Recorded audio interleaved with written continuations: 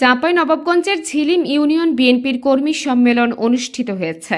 শনিবার বিকেল ৪টার সময় ঝিলিম ইউনিয়নের আমনুরা কে এম উচ্চ বিদ্যালয় মাঠে ঝিলিম ইউনিয়ন বিএনপির সদস্য সচিব মোহাম্মদ শাহজাহান সাজুর সঞ্চালনায় ঝিলিম ইউনিয়ন বিএনপির আহ্বায়ক মোহাম্মদ নজরুল ইসলামের সভাপতিত্বে এই সম্মেলন অনুষ্ঠিত হয়। সম্মেলনে বক্তারা বলেন, কর্মীরা যে ব্যক্তিকে পছন্দ করবে তাকেই নেতা বানানো হবে। আমরা ইউনিয়ন পর্যায়ের জনপ্রিয়তা দেখে কমিটি দিতে চাই, এতে দল আরও শক্তিশালী হবে।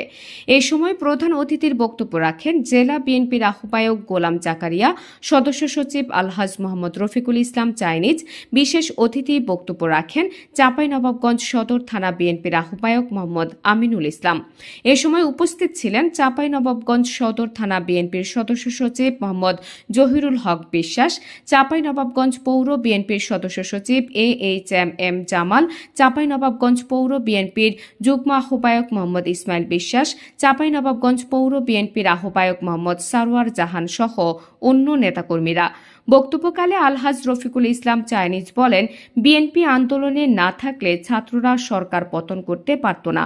গোলাম জাকারিয়া বক্তব্যকালে বলেন, 2018 সালে যারা এমপি ছিল সবগুলো শেখ হাসিনার দোসর। এই ফ্যাসিস্ট শেখ হাসিনার নির্যাতনে বাংলাদেশের 18 কোটি মানুষ অতিষ্ঠ ছিল। এই শেখ হাসিনার ফ্যাসিস্ট সরকার বাংলাদেশের বাড়ি বাড়ি থেকে ধরে নিয়ে গিয়ে ছেলে মেয়েদেরকে গুম করেছে, হত্যা করেছে, অত্যাচার করেছে। প্রতিবাদ করার ভাষা ছিল না, সমস্ত অধিকার সে কেড়ে নিয়েছিল। ভাইরা আমার, তাই 5ই আগস্ট এই ফ্যাসিস্ট সরকারের পতন ঘটিয়েছে দেশের জনতা। এই নতুন দিনের জন্য সমস্ত রাজনৈতিক সিস্টেম, সমস্ত রাজনৈতিক দলেরও সংস্কার হতে হবে। আপনারা জানেন আমি কাকে জিজ্ঞাসা করছিলাম, যাহা এখানে ঝিলিম ইউনিয়নের নেতাকে।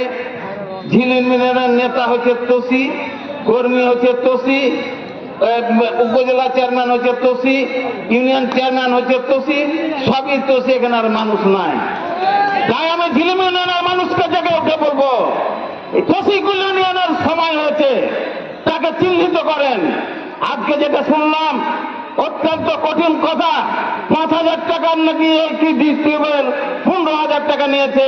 আমি এটা তীব্র নিন্দা জানাই এবং এটা আমার পার্টির হাইকমান্ডকে জানাবো। নাহার নিশি, CN বাংলা, ডেস্ক রিপোর্ট।